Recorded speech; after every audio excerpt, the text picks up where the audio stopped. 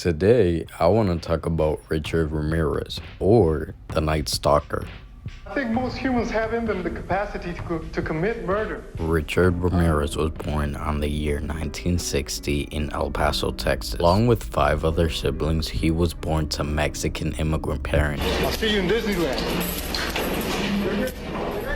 Richard spent most of his earlier life in Texas up until the age of 22 when he moved to California. But before even moving from Texas to California, he'd already seen these horrible crimes, and that was at the hands of his cousin. Cousin Miguel, or Mike, would easily manipulate Ramirez. It is quite obvious that cousin Mike was just as big a monster as Ramirez. Richard Ramirez's cousin Mike fought in the Vietnam, and by the time he got home, Richard was only 12 years old. The problem with this was that Mike was a mean killing machine, and young Richard was so impressionable. And Mike was seen a hero in his family's eyes, so it only makes sense for him. Oh yeah, you could hang around Richard. Mike liked what he did in Vietnam. He had a passion. He even learned at one point that the people of Vietnam wanted to get into heaven, and if they lost a body part, then they wouldn't be able to get in. So he found pleasure in mutilating. He would collect pictures of the horrific scenes of the things that he'd done in Vietnam, and then he'd bring them home to Richard. Not only did he have pictures, he had his sick little souvenirs like shrunken heads. Makes sense that Richard looks up to his older cousin and he feels drawn to the same things that he's doing. Would come home and teach Ramirez all the things that he would learn.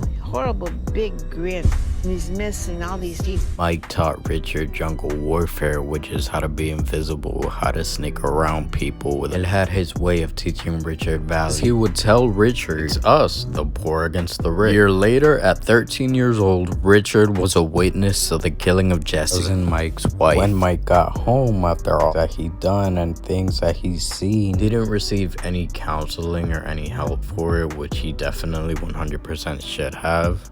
Obviously got to him, and Mike obviously became mad. A madman. One day, upon visiting Mike in the apartment where he lived, Ramirez had walked in, seeing him raise a pistol and shoot Jesse right in the face. It would be the first time that Richard saw somebody shot and killed. He told Richard to keep quiet about the situation, but it wasn't long after that Mike got arrested. The jury was sympathetic, of course, because Mike was this war hero. Being said, they found Mike not guilty by reason of insanity. Instead, he would be committed to a mental institution. After being institutionalized, Richard and his father Julian went to the apartment to clean up the crime scene. Richard's father Julian decided that him and Richard were going to clean up the body, which is another big thing for young Richard, as he should not have to see that. It wouldn't be the only impact on Richard's life though.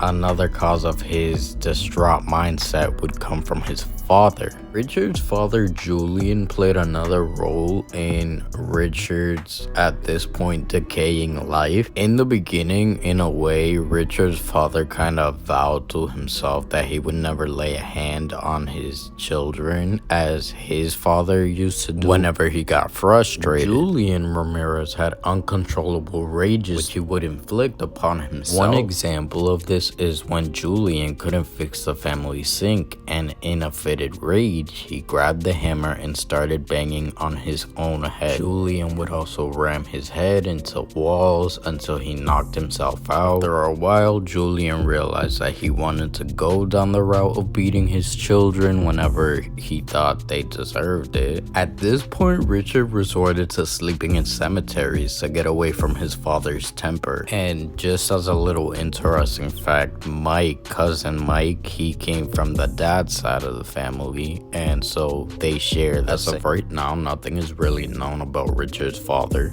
His family was in complete shock after hearing all of this. Richard had a younger sister. She described Richard as someone who would never sleep at night, and that he'd always be up and moving. At this point in his life, Richard started breaking into homes. Dropping out of high school, he got hooked on cocaine. He decided to move to California, but he didn't only live in LA, as he moved nomadically from there to San Francisco. At some point, the theft got out of hand and he was in prison for stealing vehicles. Then in 1984, the Night Stalker committed his first known murder. After this, Ramirez waited 8 whole months until he killed again. Most of the killings took place in the LA area during home invasion. Satanic symbols were found all throughout the crime scene. Now he was no stranger to the public eye, but eventually evidence led to his identity. Finally, it's 1985, and days after his last known killing, the Night Stalker's information is released to the public, and everybody knows who he is now. This is when civilians recognize him, chase him down, and then Ramirez tries to steal a car. But he was too late. The crowd that had formed at this point, they ganged up on him and they beat him until the police arrived. During his legal proceedings, he was